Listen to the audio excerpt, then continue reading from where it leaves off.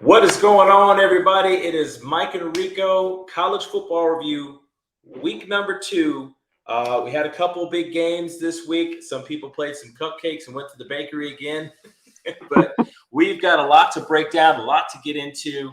College football is getting into full swing now, and we're starting to get past the early games. We're going to get into some big ones coming up here in the next few weeks. Mike, how excited are you that we're getting past these first couple weeks? A couple teams have got the jitters out, and now we're going to start getting into the meat and potatoes of football. Yeah, I'm excited because you're getting to conference play. FSU starts their conference play next weekend. So when you start getting the conference play, it gets real because that affects everything. So obviously these first two games, you see some teams with some cupcakes, and so now it gets serious where you start playing the serious teams. And I think too when you go from week 1 to week 2, it kind of you start to get a feel for what these teams are going to be. And then so it just gets better. The matchups get stronger, and we got some big ones next week. So I think it's going to be a lot of fun. Well, we'll hop right into the breakdown. We'll start with the number one team in the country. It was number one in both your and my power ranking last week. It's two-time defending champions. No reason to move Yep. them. Yep. Georgia Bulldogs, they handled business 45-3 over Ball State. Carson Beck looks like he had 283, had a tutty or two tutties, and it looks like he did throw a pick. Running game for Georgia, they're not really relying on one guy. It's the run Hmm. game is probably not popping as much, but Georgia's defense and special teams is just so dominant right now. It's they can beat you in so many different ways. I mean, they remind me of some of those old Bama teams where it could be a 17-7 ball game, and then all of a sudden they'll hit a return or you'll muff a kick or they'll make a play in special teams to just break it open. This Georgia team feels very much like that. Carson Beck goes 23 for 30, 283 on the day. They averaged 3.5 a rush. They averaged 12 in the air passing. Again, this is against Ball State. They were 0-2 coming in. The numbers aren't going to blow you away, but Georgia's just so good. They can beat you so many different ways. They ended up having 6 TFLs, no sacks. They did get 3 picks, though. The DB play for Georgia, in my opinion, has been very much improved. And since that SEC championship game a couple years ago, where they got really embarrassed, and then those Alabama receivers happened to get hurt, and they didn't have to see them in the championship game. Even with that being said, something's changed in that secondary because they're flying around, they're making plays now. Yep. So Georgia beats you so many ways. Georgia gets the win 45-3. Takeaways from Georgia right now being that you and I both have them number one, and so does the AP and coaches poll. Yeah, they're very dominant on defense. I agree with you. I think to kind of add on to your point that they're like those Alabama teams that just like if you get behind 10-0, it feels like you're down 21-0. It's just like there's so much power. And so I think that'll keep them in every game they play, even when they play somebody good. So I think the really key is what they do with that offense. I'm still not sold on Carson Beck. What I'm seeing, I'm not seeing a lot of flow that I saw last year when I watched this team. So that's kind of there's everyone's got a weakness. And if you're looking for a weakness, that's kind of something that they're going to have to stay on top of. And I think it's kind of the same message they gave Stetson Bennett when he was there when he first started that just don't do something to hurt us. Like don't do something to cost us with a turnover. And so far he's managing the game where he's not turning the ball over. Because if they don't turn the ball over, Georgia's going to be really hard to beat with that defense to go up and down the field. 100 yards or whatever you got to go. To go consistently drive on that team. So I think you're definitely going to see a team that's defensively laden, that they depend a lot on their defense and lean a lot on it. And I think that's too partly why he manages the way he does. The Kirby Smart, I think, wants to have methodical drives to kind of keep his defense rested, and they're doing a good job with that. Now, will that continue when they start playing, some talented teams? That's what we have to wait and see. But overall, I think, definitely number one, and they haven't done anything to spirit that ranking. I don't think. Yeah, 31-point second quarter. Georgia can turn it on and score in a bunch of different ways. So they will be staying number one atop the AP, the coaches poll, and I imagine our polls will be the same. We move on to, I'll just bunch these teams together because it's kind of like We'll get to Michigan later. Michigan's kind of out there in the, I guess, leading the pack in the Midwest. Yeah. But there's three teams out there that are looking very solid. All three top 10 teams. As I look at them, you've got Ohio State, 35-7 over Youngstown State. A little bit better from Kyle McCord. Went 258, 3 touchdowns. Marvin Harrison absolutely just lit up. It's Youngstown State. So Yeah. he lit them up. He had 162 touchdowns. I mean, this is kind of a stat game for Marvin. And it was. They put it away early. It was 28-0 at half, 28-7, at half. They put them away. Penn State, another impressive performance. They played Delaware. They have winged helmets, but it ain't the ones from Ann Arbor. 63-7. They pound Delaware. Drew Alar had a light day, 204 yards, had a touchdown. Kind of scored in a bunch of different ways and kind of set the tone of the game in a bunch of different ways. Penn State did. Of the three, I think this Notre Dame 45-24 win, which was delayed like 2 hours for lightning and weather and all kinds of stuff. NC State debuted a brand new scoreboard, and then lightning struck, and all hell broke loose. But all hell broke loose in that fourth quarter too, because Notre Dame dropped 21-7, and they ended up with a 45-24 win. Continue to impress. I know how you feel about Sam Hartman. I feel the same way. I think this dude is the real deal, and I think this Notre Dame team is the real deal. So between Ohio State, Penn State, Notre Dame obviously faced somebody on the road in a real opponent. What do you gather between those three teams, and do any one of those three stick out to you? Yeah, I mean, for me, I know what it takes when you go into NC State, how tough that place is to play. And there were times that got a little hairy, for Notre Dame, but that's what you expect when you go there, a tough environment. So I was very impressed by, the way he handled the moment, and, with Hartman, because it's going to show you, like, when your adversity is faced and you start adjusting to, things that are not going your way, that's when you kind of see what they're going through. I don't think like Ohio State or Penn State has had to go through that. So they impress me the most, just because I know how they're going to handle adversity when stuff gets a little hairy, or, maybe things aren't going, exactly how you wanted it. And certainly it was a rainy game. So really, I'm not seeing what I want to see out of the Ohio State offense. Like, I'm not seeing them running the ball like you want to see. It's a very not. It feels like an uneven flow what they're doing. Marvin's the best receiver in the country. Marvin's going to do what Marvin does, but outside of him, it doesn't seem like that team has a lot of flow on offense. I like Penn State a little more than I like them, but I was most impressed with Notre Dame just because of, like I said, you really know what teams are once they go through adversity, and so they went through that, and so I have to say I'm most impressed with them. I don't think NC State's crazy good, but still, on the road in a hostile environment and tough place like that, I think that jumps out to me more. And then I think Ohio State has to find out what the hell their identity is. I don't think they know what they are yet. I think they're trying to figure that out. I think Penn State's kind of leaving in the back where nobody talks about them a lot. In the Big Ten, they kind of talk about them a little bit, but I think that's a team that we're going to kind of know what they are later in the year. I think we're not going to really tell much about, this game, but certainly they're settling into what their offense is. I love Nicholas Singleton as far as a running back. I love Drew Alar a lot as far as that. I like what they're doing defensively, the way they put pressure, but it's kind of a wait and see for me with them. But overall, I think this Notre Dame team is kind of going to be my dark horse to kind of, if somebody sneaks in the playoff, it would probably be them, just because of what the makeup of the team looks like. Yeah, Notre Dame's been impressive. I do think they're for real.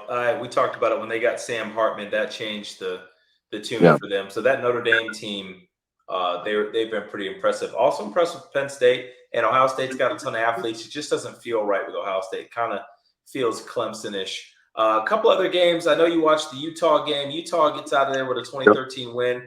They did a quarterback carousel. Didn't quite like it. So Utah, but you got to give Utah some credit here, though, because they're stepping out. They stepped out of Pac-12 play. They had the Gators come to town. They romped them. Then they went to the Big 12 to Baylor and Waco, and they come out with that. So, that's both 2 wins without Cam Rising. It's pretty impressive. Another team that's out of the Big 12 didn't really play anybody too challenging. Will Howard had a pretty good day, 253 scores. They go 42-13 over Troy. Yep. Um, Anything stick out between Utah and Kansas State? Do you see any playoff potential between either one of those, given that one's in the Pac-12, one's in the Big 12? I don't see a playoff team either with either one of those teams, but I Mm-hmm. will say, I mean, you know my feelings about Kyle Whittingham. I think he's phenomenal. I think Mm-hmm. he's so good at adjusting to things. And while I hated the musical, whatever you want to call that, with the quarterbacks, Yeah, I think I think he a eventually mess. got it right. Put Nate Johnson in there late. He stuck with Yeah. Nate. He won the game, one game for him late. They had their rally. But I mean, but I think they're both really good teams. I think they'll win a lot of games. I think they'll go to a nice, really nice bowl. I don't see a playoff like team with both of them. I think with Kansas State, we haven't seen them play, some tough teams yet. But I think overall they're good teams that you'll see, possibly go to New Year's Day bowls and stuff like that. But I don't see them as like playoff contenders when I look at those teams. Okay, we'll get to a pretty big one. It's one of the stories of college football. Coach Prime, Deion Sanders' home debut, and it was personal, he said. They took it personal. They had Nebraska come into town. Very competitive game through the first half. Very competitive game. Colorado kind of scored at the very end of that first half, and they got a little space. And then in the second half, it was all Buffaloes. Nebraska was snapping the ball. I think they had three different turnovers that were all snap related. The quarterback's calling for the snap as guys in motion, and Colorado just feasted on them. Nebraska's just. I don't want to take away from what Colorado's doing, because I think it's a great start to the season to go into TCU and get that win last week in dramatic fashion, and then to be dominant in the second half here. But Matt Rule has an absolute reclamation project in Lincoln. They look awful. They have a couple guys who compete defensively, especially on that front seven. I thought they competed pretty well, Yep. but they just look a hot mess, and Colorado jumped all over them. Shedeur Sanders had another highlight game. He had 393, two in the air, one on the ground. Um, Colorado's offense looks very explosive. They were held in check for about half this game, and then they just blew up in the second half. What are your thoughts on Colorado, and what do you see as far as their ceiling? They've got some tough games coming up, but Right. you got to give them their props to go 2-0. I think they've got Colorado State coming in next week. It's going to be game day there. I Yep. expect them to romp all over Colorado State, go to 3-0. And hey, I mean, Coach Prime talks a lot of noise, but he ain't never not backed up what he said. And they're 2-0, and they're looking good, and they've got a growing fan base. Yeah, they do, and like I said, I mean, I said it last week. You got to give him credit. He's riding what he has, which is Yeah. you look at a lot of what they do is like they get the balls to their skill guys, and it's like they feel like our skill guys are better than your guys. Like with the guys they have, they know they're not big up front, on both sides, whether it's offensive line, defensive line. So they know like we get to get the ball out. Let Shedeur get the ball out to these people. Let them make plays, and we got to ride that. So they have to play that now. When they play teams that are bigger and more physical up front, it's going to be tougher. And Shadeur's not really extremely athletic, but he certainly, from a passer standpoint, he can certainly read the field really well, and Yes, he's he doing can. that. And they're smartly attacking teams. Like I think a lot of people thought like when Deion got the job, like this is going to be Willie Taggart like, and it wasn't going to be organized. And their offensive Mm-mm. game plan, they've really done a great job of Yep. understanding what they have, but also just controlling the game through their quarterback and not just kind of doing a lot of gimmicky stuff. They're really just going out there. There's not a lot of trick plays. It's just Mm-hmm. get our athletes the ball, get them in space, and let them make plays and go wild. And so I mean, you got to credit Dion on that. Now the teams they played, I'm not really highly impressed. I don't think TCU's that good.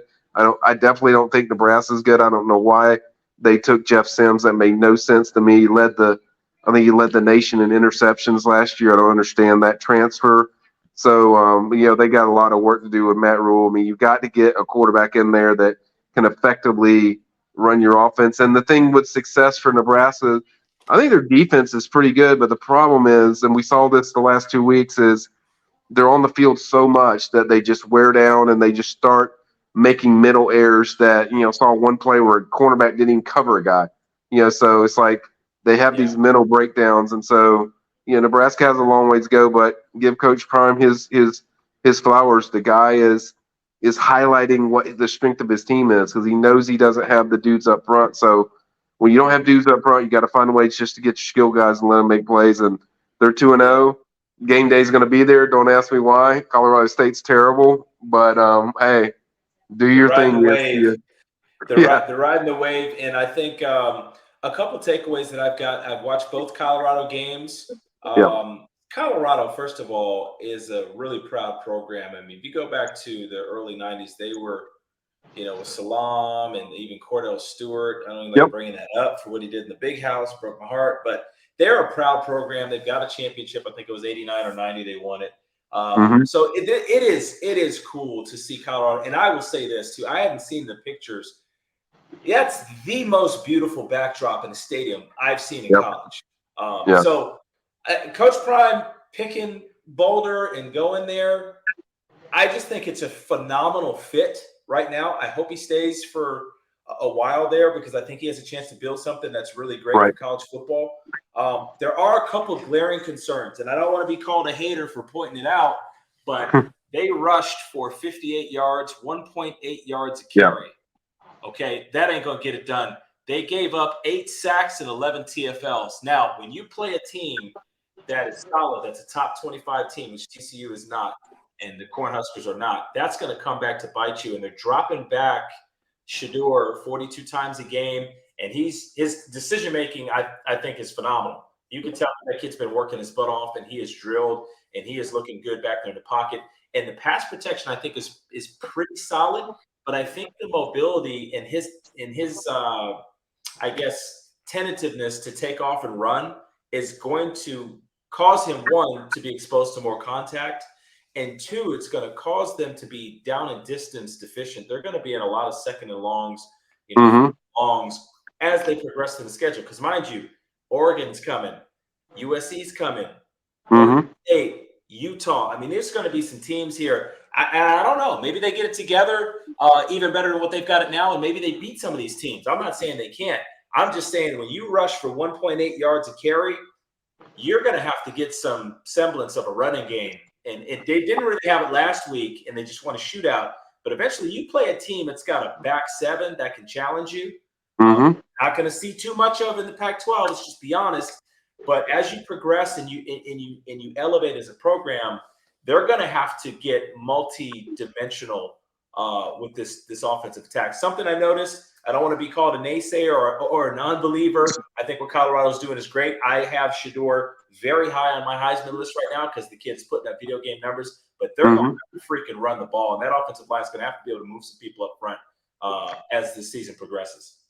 Yeah, and it kind of likes what it speaks to what I said, what they're doing with their offense. They're getting their playmakers out in space. I mean, even when they use their running back in the TCU game, they spread them out and they let them make plays in space. But I agree with you. That's going to be a problem when they face the bigger dudes when they get up there and you got good edge guys that contain the edge and collapse and sacks. And we already saw the sacks today. And then when you face a 8 of them. back end, if you have a back end of DBs, that's going to be a problem because then you're going to start seeing picks, and then you start seeing some big, lopsided probably games that they'll have.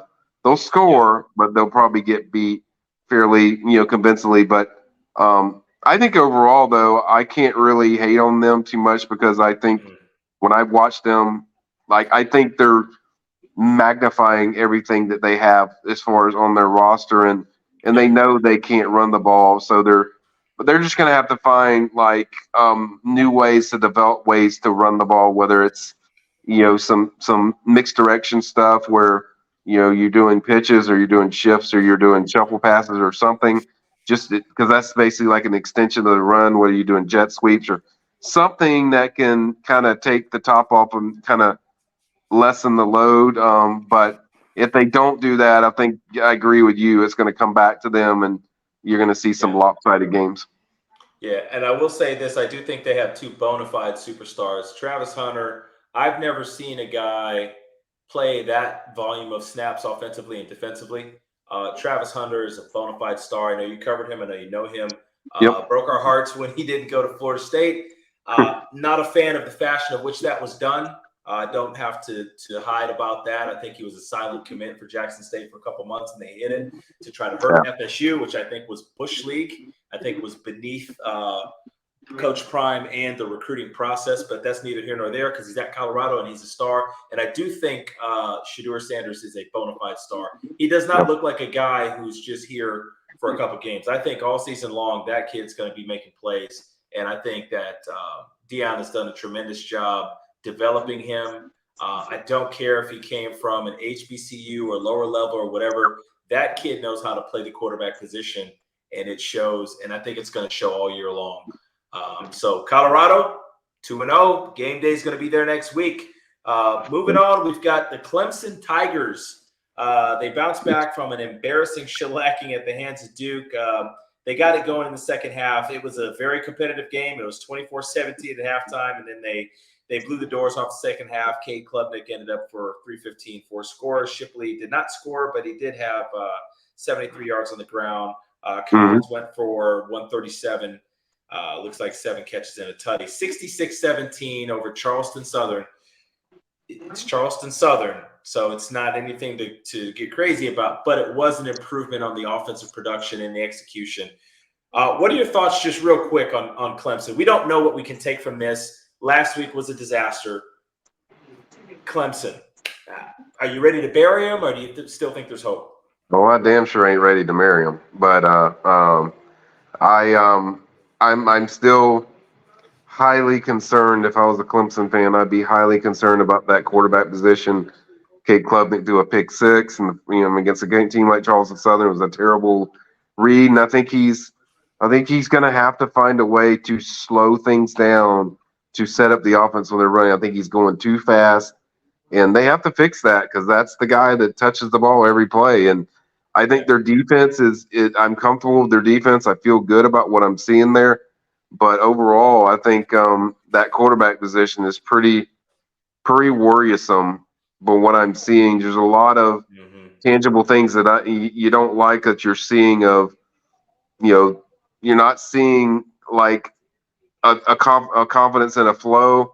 I think at one point it was 21-17, and then they kicked a field goal before half and made it 24-17. Even before that, they were losing 14-7. So I mean, that's just not a team you're not used to, accustomed to seeing, Clemson be down to somebody like that to that level. So I think they have to figure out a way to make Klubnik comfortable, maybe running some more smooth stuff, but they've got to figure out a way how to slow his process down the way he comes to the line. You see a lot of these quarterbacks, even a guy like Shedeur Sanders, like he's calmly up to the line. He knows what he's calling.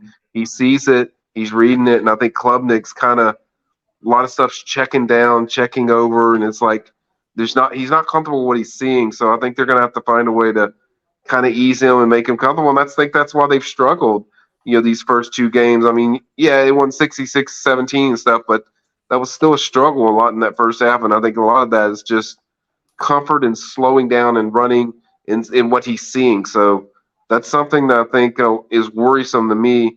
With Clemson, when I watched that team, you still got, some, certainly tough games with, Clemson was going to play Miami. They're going to play Florida State. They're going to play North Carolina. Then they got Notre Dame as well. So they're going to have some tough games. And if they don't fix and get that quarterback position more comfortable, they're going to be in trouble. Yeah, it's going to be interesting to see when Clemson starts facing some more tough competition, how that pans out. So we're just going to have to wait and see. Put them on ice, and they've got a big one in a couple of weeks. We're going to see what the Noles do when they go down there. It's a place where the Noles have not won in 10 years. So anniversary of 2013. We'll see what happens. We move on to Michigan. The number 2 team in the country goes 35-7. Kind of a ho-hum game. Coach Harbaugh served the second of his 3-game suspension for buying a recruit a cheeseburger, apparently. because in the NIL era, that's a big deal. No, Yeah. no comment. So Harbaugh serves a suspension by working the chains at his grandson's Pee Wee football game because, Yeah. of course, Jim Harbaugh would be working the chains. While he was working the chains, his son was coaching the first half, and Mike Hart was coaching the second half. UNLV came in game. They wanted to try to hang. They could not hang. They got outgained by about 300 yards. J.J. McCarthy was just a cool 22 of 25, 278, two scores. Blake Corum found the end zone 3 times. Michigan ran for about 5.5 yards a pop and about 14 yards a pop in the air. The defense for Michigan looked really good. One thing I will say, and we can move on because they beat the heck out of UNLV and then kind of just shut it down. Michigan's linebackers are a lot better and more Mm. athletic than they have been the last couple of years. That defense flies around the space. I remember when Georgia played them, Georgia seemed to be operating in a lot of space, and Yep. there was some of those, I guess, stereotypes of the Big Ten defense and the athletic, I guess, gap. I think people are going to see that that's changed, and I think this Michigan team, that second level of the defense, getting much more athletic, is going to change the outcome if they meet them. I've been pretty adamant about it. I do think they're a national championship team.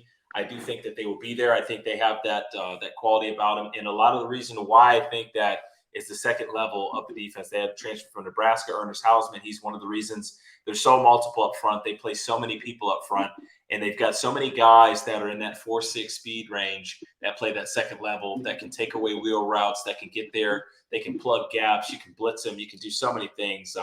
That second level of that defense has been pretty impressive. I love this Michigan defense. I love this Michigan team. Like, I'm very high, and I'm not too far away from putting them one. I'm to be honest. I love Georgia, but I'm not too far away putting them one because I don't think their defense is too far behind Georgia.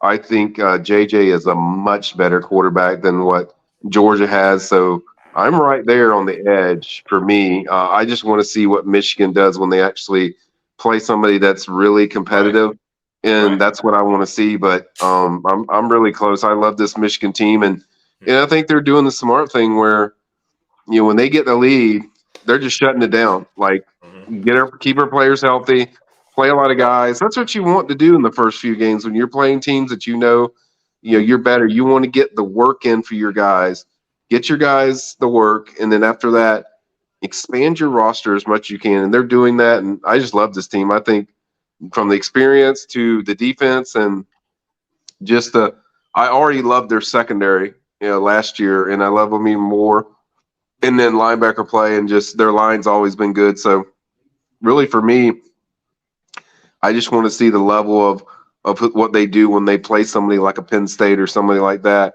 Yeah. That's really for me. That's really the only thing that's left for me. But I mean, I have him right there on Georgia's heels. So Georgia, don't get comfortable because I got him right there. I mean, it's close for me. Yeah, yeah. Michigan's been playing pretty well, and they definitely looked the part. Top 25 matchup that didn't get a ton of attention. Jackson Dart, Coach Kiffin, Mm, and the Ole Miss Rebels take on Tulane. They come away with a 37-20 victory. They really turned it on, scored 27 points to only giving up 3 in the second half. Jackson Dart had 267, 2 tutties, had a pick. Um, Seemed like a pretty big win for Ole Miss to go into Tulane. Tulane's a pretty yep. game team. They sneak up, they don't sneak up on you anymore, but they're very competitive. So interesting. SEC West kind of feels like it's up in the air. I mean, LSU, obviously, Florida State's really good. I Yep. still think LSU's really good, but they're obviously mortal. We're going to get to what happened to Bama. I don't know. Ole Miss maybe make some noise in the SEC West this year, Mike. What do you think? Yeah, they seem to always have a really dynamic offense, but then they always seem to have these games at some point during the season. You're like, okay, how did that happen? That loss, or they go on these stretches where there's 2 or 3 losses. So I think they have a fun offense to run, and you certainly see a team that can compete. I don't think they have the dudes that like Georgia and LSU has that compete with the big boys when they have to play those guys up front. But I think they're a dark horse certainly that you have to mention because I mean, Tennessee's not looking as sharp as we thought they were. Florida speaks for itself. What they've done. I mean, they just have a lot to figure out. Obviously, we'll find a lot when those two face each other next week, and Yeah. then so I think it's wide open. I think certainly they could be a dark horse, but it's gonna be tough for somebody in my opinion, to match what LSU and Georgia have. I mean, you got to have the Jimmies and Joes and the guys up front, and they both have those things, and so it's hard for me to put anybody else on that level based on what I've seen out of those two teams so far. Yep, Ole Miss is going to go ahead and get to 2-0. So they'll be moving on, and it's going to be interesting to kind of track them. One of the bigger games of the day, just because it's programs that are trying to take a step, and that's going to be the Texas A&M Aggies coming into Hard Rock to take Mm-hmm. on the Miami Hurricanes. Yep. Jimbo Fisher came in with a lot of pressure this year because of the talent level and the expectations. They were ranked number 23. They were 5-7 last year. They're taking on the 5-7 last year Miami Hurricanes. Tough Mm-hmm. for Cristobal, and I gotta say, Cristobal won today. Cristobal won on every level today. I think they outcoached Jimbo. They outplayed him. Mm-hmm. Texas A&M got up early, and Miami didn't flinch. They stayed there in the ring. They delivered some haymakers. Really unimpressed with the defensive back play of A&M, but really Yeah. impressed with Tyler Van Dyke throwing the Yep. football. He's healthy. He looks like 2021 Tyler Van Dyke. This Yep. Miami team is better than they're going to be given credit for. They have Right. athletes. Right. They compete up front.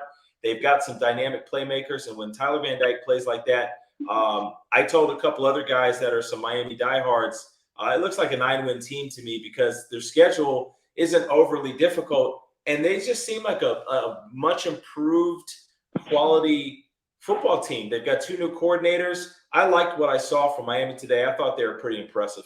I was not Yeah. impressed at all with Texas A&M, though, I'll tell you that. Yeah. I mean, Texas A&M has a lot of work. I mean, you really question like, is the buy-in there when you watch that team? Just certain things they do, like the mental mistakes, and you have that much talent. There's obviously something missing there with Texas A&M, but credit Miami. This is the one that we circle. Like, look, it's a must win for one of those coaches, and certainly Marley got it done. Mario got it done. And it was a game they needed. They haven't done anything in like 20 something years. So I think it was time where if you're going to take a step forward, you kind of show, yeah, granted, we don't know what Texas A&M is going to be. That's a 5-17 coming up that. We certainly know they have talent, but outside of that, you don't really know. So how much, I mean, it's big for Miami because they haven't experienced, a win like that probably since Notre Dame. I think you pointed that out to me tonight. But it's a very good, solid win. Congratulations, Gino. It's a great moment. It's a good moment for Miami football, and it's a good moment for just teams in state. I mean, obviously you're not rooting for a team to be good, but I mean overall, I'll give facts that it was a great performance. They threw the ball really well. Now they are going to have to figure out their running game. They are going to have to get more out of what they do as far as consistently, running the ball. But overall, I think TBD was phenomenal. Jacoby George was really good. I think he scored a few touchdowns. I think Colby Jones was also another one that had a really good day. So their passing attack is certainly real good. They have to do a great job of managing TBD and keeping that guy healthy. You can't have that guy hurt. It just screws up everything. If he gets hurt, you kind of go in the lull, what you had to go through last year. So now we'll see later on what Miami is when they go on the road. When they play North Carolina, they got to go on the road, Yeah, play Florida State. And then they got Clemson at home. That's probably their last big home game at home. So there's definitely an improvement. I said that throughout the game. Even when I was talking to Gino, I was like, look, this team looks better. I mean, it's definitely better. There's a more competitive nature to what they're doing. And I felt like regardless whether they won or lose, once they got to point where I think they were up like 24-21, I thought like that, you know what? From a standpoint of showing stuff of what your program is, I think you've showed that. Obviously, they went out there and made sure they finished it, got the big W. But I think overall they showed what improvements they made, and certainly Shannon Dawson's made a big difference. So kudos to them on a good win. Now certainly, like I said, you got to pump the brakes of how much it is because we don't know what Texas A&M is, and they obviously got a lot of problems. But I think it was more from a mental standpoint. this was really big for Miami just to get kind of a nice win to kind of go into the season because it's called reality too. They have a very soft schedule when you talk about there's certain games they have, and then they're going to play Georgia Tech. You're going to play Virginia and some really soft teams that are in the league. So, but Yeah. overall, you got to give them the love. They deserve their flowers. This was a special moment for that program to really just show that, hey, we can compete. This is the first time I saw since Mario's been there that I saw a compete level that was different than what I've seen since he's been there. So kudos to them. Great win. I think it's a big moment for them in the program. Yeah, just looking at the schedule coming up, I mean, that A&M game was the one to circle because it was Yep. a home game. It was another 5-7 team coming off not going to a bowl last year. It was a very winnable big Yep. game, and they won it. And now they've got Bethune. I mean, they're playing Bethune-Cookman week 3 on a short week. I mean, that's obviously going to be a win. Temple got absolutely hammered, 36-7 Yep. by Rutgers today. So they got Temple after that, and then they've got Georgia Tech at home.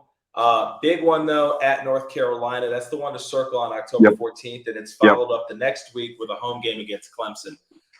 So that's where we're not going to really find out what Miami's got or doesn't have really until we get into mid-October. That's when we're going to find out. Just due to the schedule, it is what it is. Their schedule is pretty soft every year, and this year it's not really different. But they did get a big win over an SEC team that's very talented. So, albeit Yep. it's a 5-7 team from last year, I Yep. still think Miami looked pretty good winning. They I agree. had some big smash plays, and it's a good step for the program. I And agree. so we'll see. We'll see. Moving I on, agree. we've got Washington 43-10 over Tulsa. Not a whole lot to take away from that. They pounded Tulsa. Besides Michael Penix Jr. being really damn good, 409 yards, 3 TDs in the air.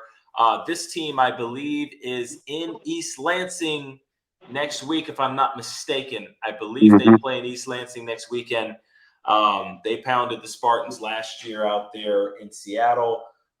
Crazy allegations flying around about Coach Mel Tucker at Michigan State. I don't want to get too crazy into it. I've read some stuff that was pretty disturbing and pretty awful. Has yet to be proven true yet. Don't know how much of a distraction that's going to be for Michigan State. I think Washington is going to come in and beat them regardless. Michigan State plays pretty proud football at home. They're tough. They've got some athletes, but it's going to be interesting to see how much of a distraction. And maybe it'll go away, but it'll be a storyline definitely going into next week. Washington, they're going to get tested when they come to East Lansing, but we'll see. If they perform there, there's going to be a lot of buzz about that team with Michael Penix Jr. I love that team. I've said it for a while, said it last week, that I felt like Washington, Oregon, or maybe USC in there too. But I think it's the most talented team in the Pac-12 personally. Just when I look at that team, I just think they have that kind of edge you look for on defense. And then Michael Penix, I love him. Tampa Bay Tech, shout out, played there, and certainly a guy I know really well.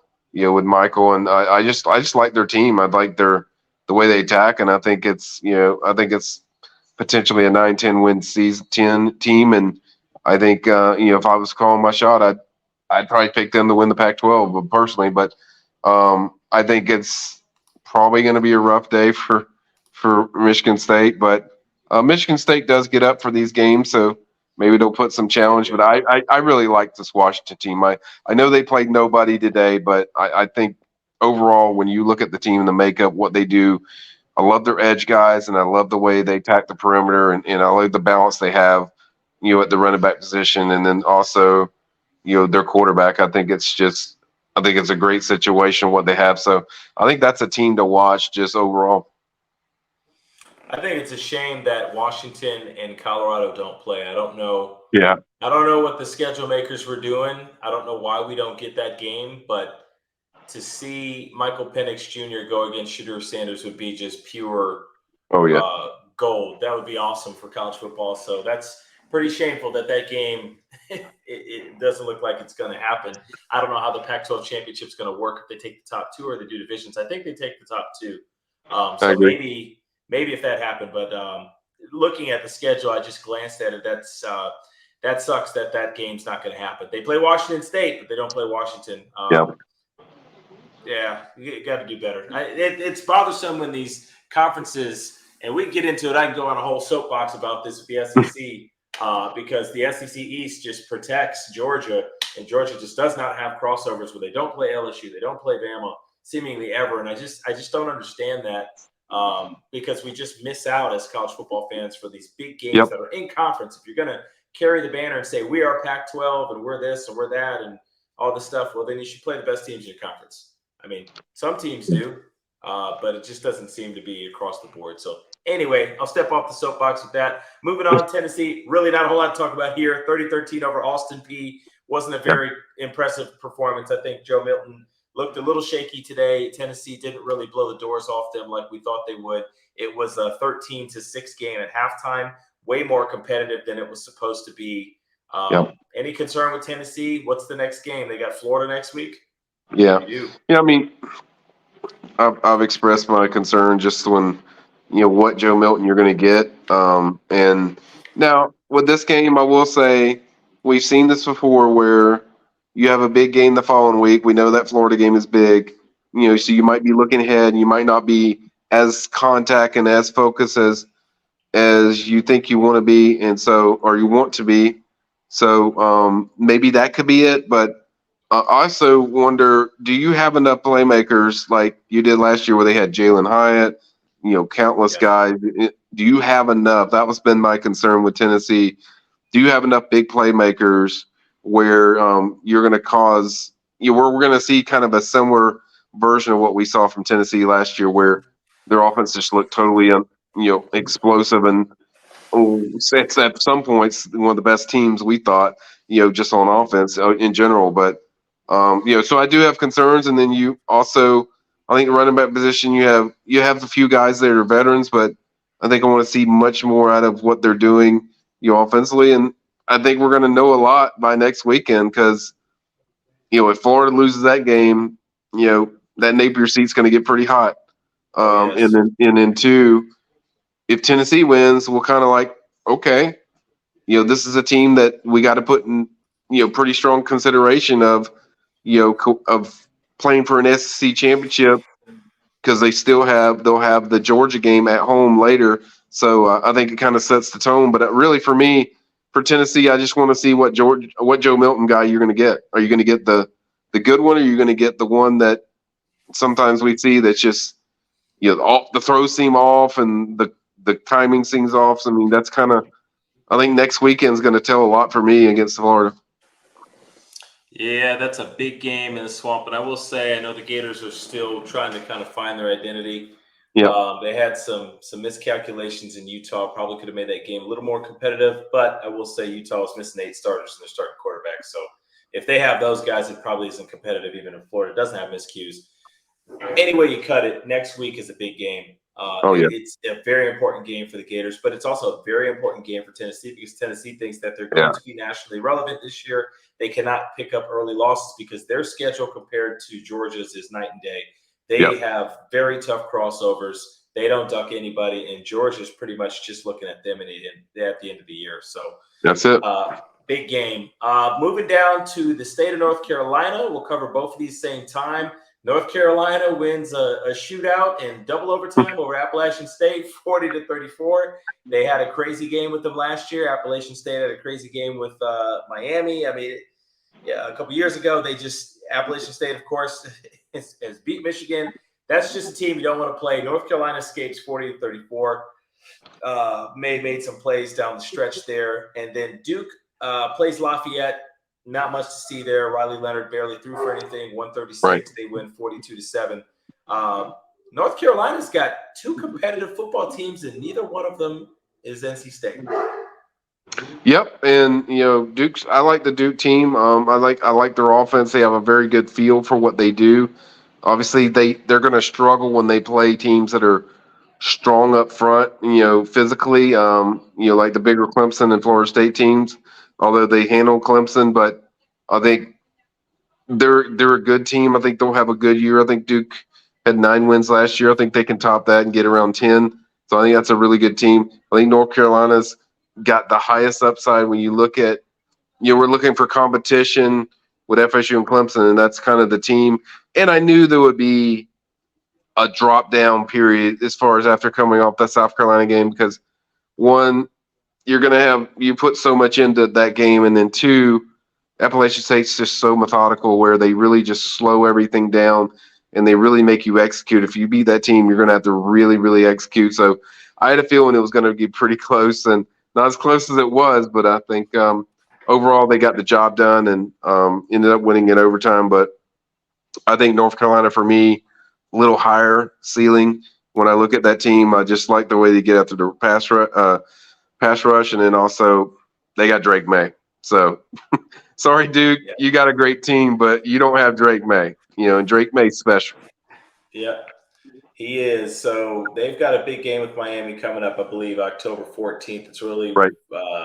That's going to be a huge one in the ACC. Go a long way. And Right. Duke's got a big game where they come to Tallahassee. I think Florida State will be okay, but that's a statement opportunity for Duke. So we'll Yep. see. Both these teams are going to have a chance to make some noise. If we do a Pac-12 roundup here, Oregon survives Texas Tech, who moves to 0-2 because they lost at Wyoming week 1. 38-30, get a late pick 6 to seal that one. Washington State, impressive win.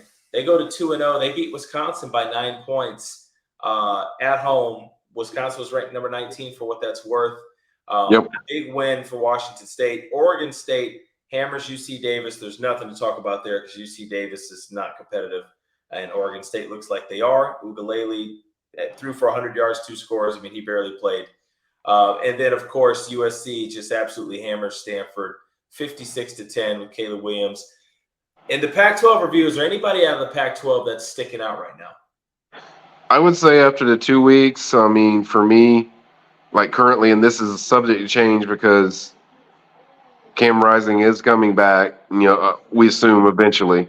I think that changes the dramatics of I think the Pac-12, and we ain't gonna give no disrespect to them because they do it. But for me, USC, Washington are the two teams that really just jumped out to me. Caleb Williams, obviously that offense. Obviously, Lincoln Riley doesn't give a crap about defense, so he hasn't really put a lot of effort into that. So, but I think Washington does. I think those two teams for me are currently. But I love what the Pac-12 is doing.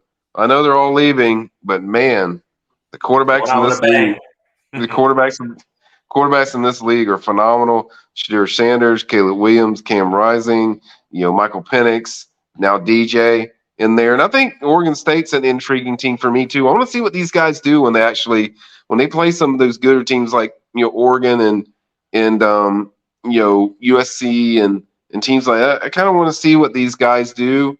Oregon, I don't know what the hell y'all were doing tonight. So I mean, that was kind of a step back for me because it was kind of like they started off good. I know they were playing an overmatched opponent, but this Texas Tech team, they ain't great. So I mean, they went in there and nearly lost to that team. So I think Oregon's got to step it up for me to compete with the teams like USC and Washington. Those two teams, in Utah as well. I just worry about Utah until they get Cam Rising back. So I'm going to put Utah below them. But for me, USC and Washington are the teams that I see the most consistency out of. Yeah, that Pac-12 is going to be a race to the finish, and Colorado's in the mix with them. And for the most part, they play each other. We don't get Washington, Colorado, which is a bummer. But these teams are all going to – it's going to be tough for one of them to get into the playoffs. It really is because I just don't see any one of them going undefeated. And, of course, USC's got a trip to South Bend, Notre Dame that I've had circled for a couple months now. That's going to be a big game.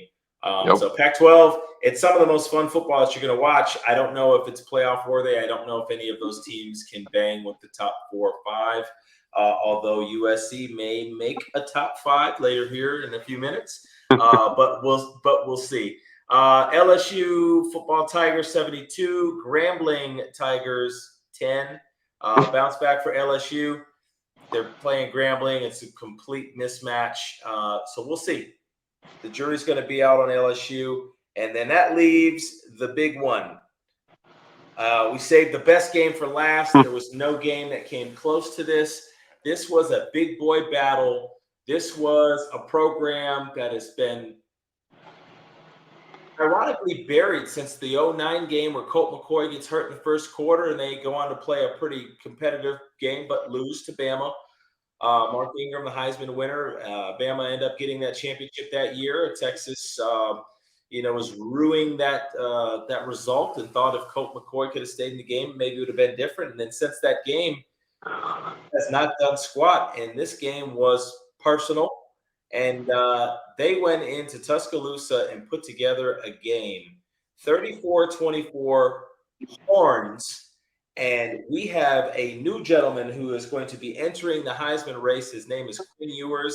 He looked at Mm-hmm. not only did Texas win, not only did the Horns win this football game, they outplayed Alabama. They were leading the entire time, and they looked really good doing it.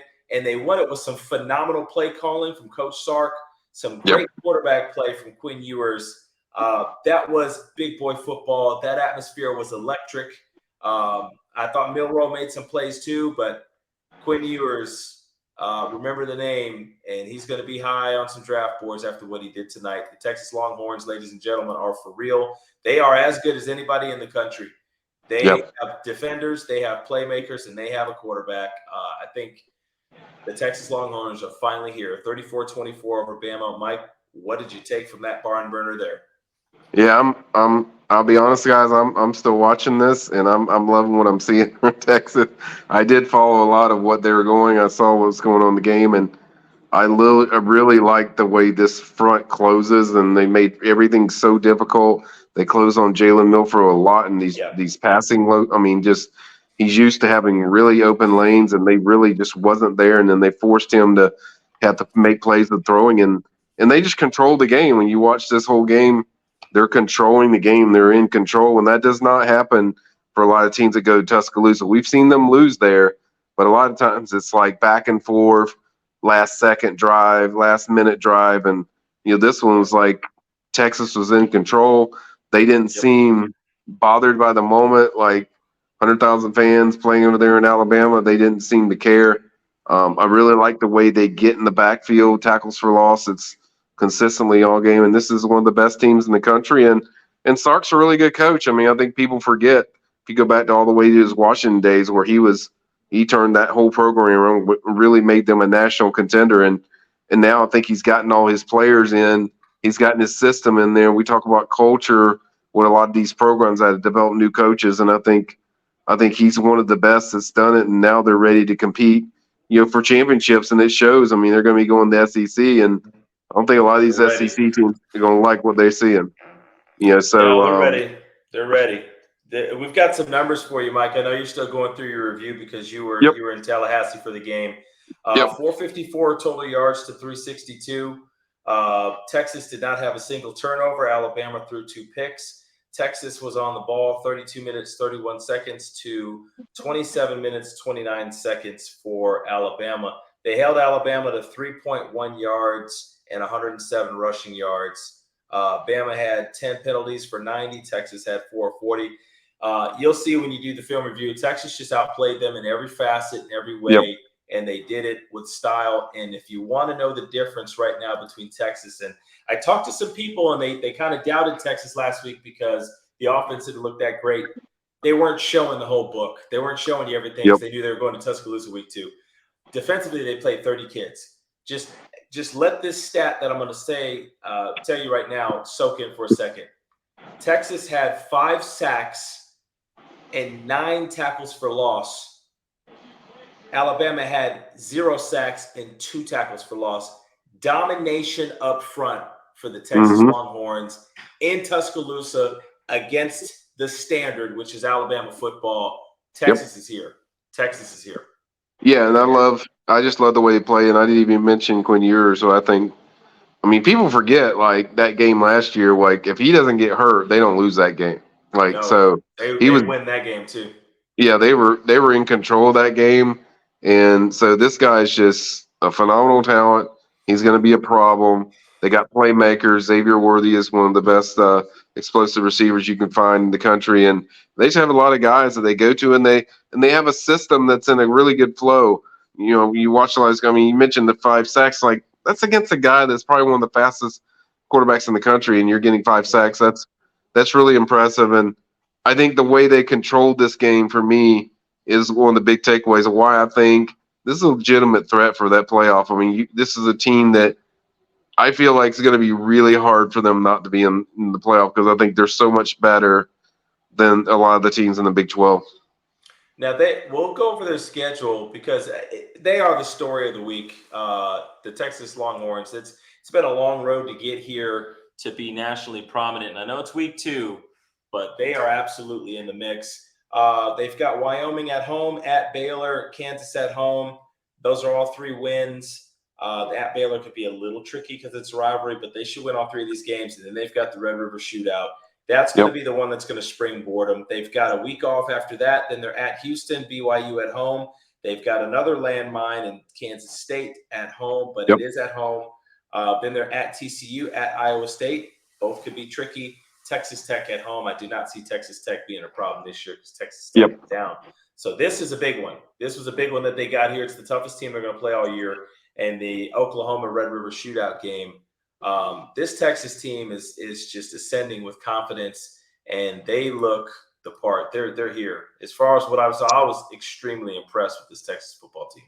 It's very balanced. I mean, when you watch it top to bottom, we talked about the defense, 5 sacks, but just also the way they run their system. It's said this a lot of the offenses you've heard tonight. Like they're very confident in what they do. They're very methodical in what they do, and Quinn's very controlled in what they do. I love their running backs, and I just love the way they attack. I mean, they don't take stuff that's not there, and then they exploit matchups when they get on certain guys that are on there in the offense. They take advantage of it. I mean, you've seen a lot of explosive plays that they hit deep when the matchup's right. So I think Sark's got this team ready, and they're going to be a problem for a lot of teams. They're going to be a problem in the national scene. And I said it before, when certain teams are good, college football is good, and when Texas is good, it makes all of college football good because that's what people expect. So I think Texas fans have a lot to be excited about.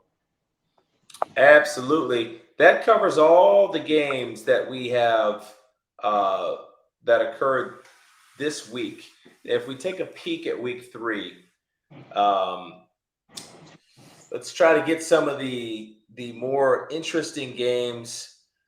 Trying to find some some ranked matchups. I'm not seeing it. LSU at Mississippi State could be an interesting game. Kansas State at Missouri. Missouri is 2-0. Could be an interesting game. Those both look like early starts. South Carolina at Georgia. Maybe I think Georgia's probably going to be pretty safe there, but we'll see. South Carolina could put some offense together and maybe make a run. Let's see. We've got nothing else that really looks that big here. We talked about the Washington game at Michigan State. We'll have to see what happens with Coach Tucker and some of those pretty disturbing allegations. Hopefully that stuff blows over and is not true. Washington's going to be coming in pretty focused regardless. Tennessee at Florida, that's a big one. That's going to be a 6 p.m. Central, 7 p.m. Eastern start. And let's see, do we have anything late? Georgia Tech at Ole Miss. I don't think Georgia Tech's going to be able to handle Ole Miss on the road, but we'll see. And that looks like it. Game day. Game day will be in Boulder, Colorado for Colorado State. That's going to be a big one for Colorado. It'll probably be personal. I think Colorado will go 3-0. So those are some of the highlights for week 3. We're doing this thing every week where we give our top 5, and we've actually got another little treat now that we've got 2 weeks of data to go off of, and we're going to talk about our top 5 Heisman. So I'll reel off my top 5 for the week. I'm sticking with Georgia at the number 1 spot. I just think that they are the most talent-laden roster. If we're going to be honest, they have a ton of talent. They can beat you in so many ways. Carson Beck has not looked terrible. He's looked pretty serviceable. So if that passing game stays serviceable, that running game is going to be serviceable. That defense is going to be off the chain.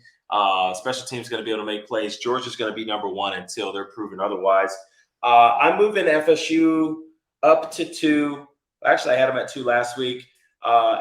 It could be a homer pick if people want to say that. I'm just going off what I see. That team Mm-hmm. is extremely deep. They have a legitimate Heisman candidate contender in Jordan Travis.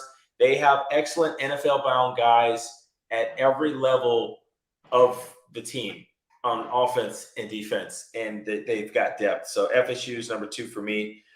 Michigan, I keep at 3. I want to see a little more of a complete product from them. They've kind of been up and down. They'll look good for a half, and then they'll kind of sleepwalk through the second half. That's probably a result of the competition trying not to get guys hurt. Right. But I want to see Michigan put 60 minutes of football together. Haven't seen it yet. I've got Texas moving all the way up to number 4. You go into Bama and you beat Bama like that in all phases of football, Yep. yeah, you're top 4 team. And then I've got to keep USC at 5.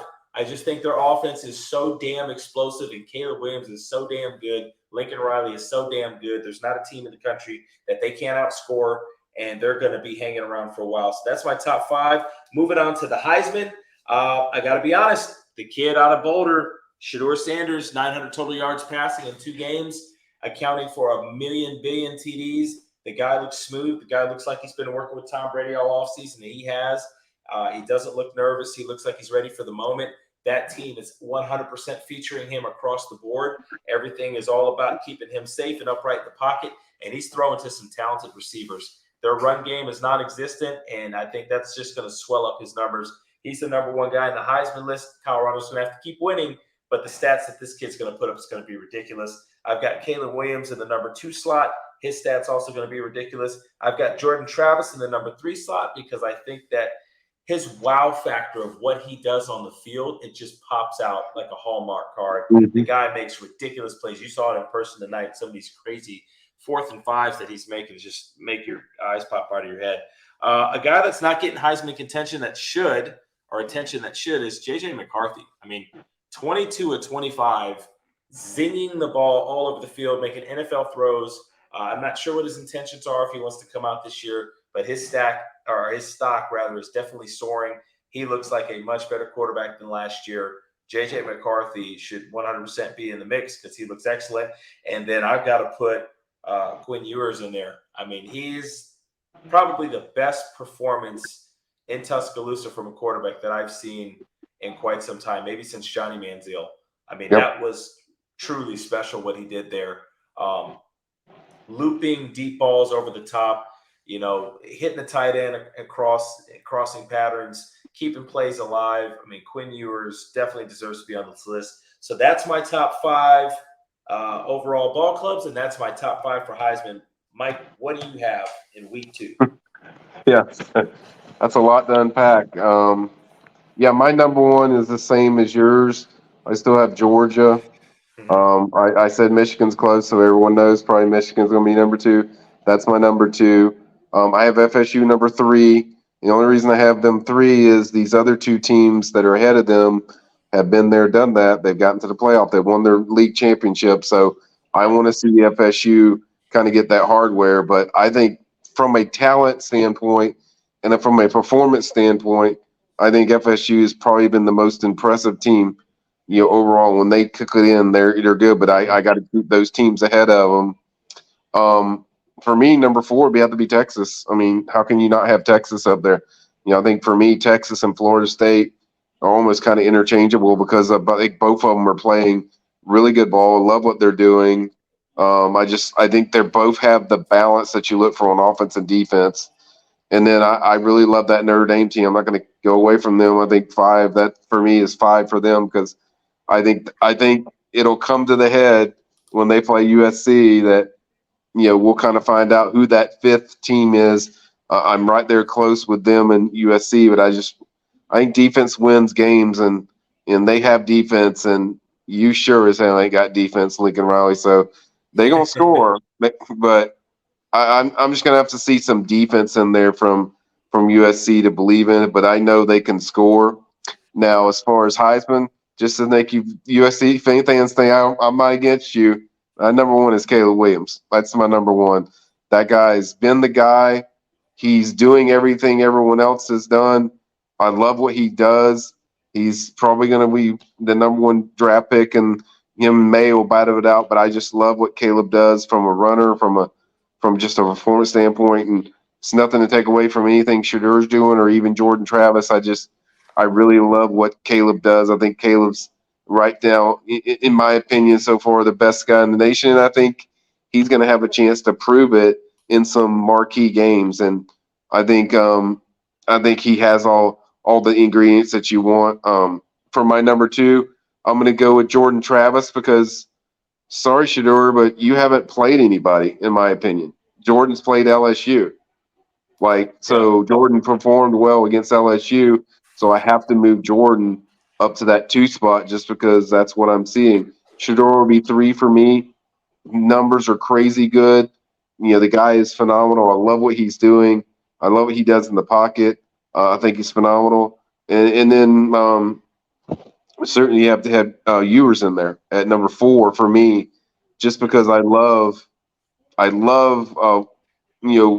think you find out what players are when you see kind of what they do in big games. And I think that outside of the Jordan Travis one, that was probably, one of the best performances we've seen so far. And even more impressive probably than Jordan because that was on a true road game in Yeah. Tuscaloosa. So I had to move No him. picks. Yeah, no picks too. Yeah, no picks. And so I had to move him all the way up from not in the top 5 to definitely, in my top 4. And then I'm going to go with a guy that's probably, I'm sure a lot of people won't put him up there, but I think he has to be up there when you look at what his production is. If we're talking about the best player, I think Marvin Harrison has to be up there. Like that guy is ridiculous every game. He's in a tough situation, with Kyle McCord, but that guy does stuff that I have not seen from a receiver. Even the receivers they had before him, they were good, really good. Garrett Wilson, Jason Yorbe, all these guys, they're really good. But I mean, I think this guy might be better than all of them. So for me, I just had to put them in there. 5. I dropped them all the way down to 5 only because they haven't really played the competition yet. But I've seen so much of what this guy's done. He lit Georgia up like nobody I've ever seen light Georgia up. In that national championship game. So yeah, I just love his talent. I just got to put that guy in my 5. Well, there you have it. I can't disagree with that. Marvin Harrison Jr. is definitely in the running to be a top 2 or 3 overall pick in next year's draft, deservedly so. We'll see if Ohio State gets it together from a quarterback position. I think it was a little better today. I think they're a little happier with McCord, but Yep. they've got a big one in South Bend coming up. That's going to be one we're going to talk about. We're going to circle. Yeah. That's going to be a big ball game. So there you have it. That is going to be Mike and Rico's breakdown of week 2. Some great games. There's going to be some happy fan bases and some sad fan bases coming into tomorrow. Week 3, we've got a couple big games on the slate. We'll see what happens next week. But thank you guys. Signing off. See you next week.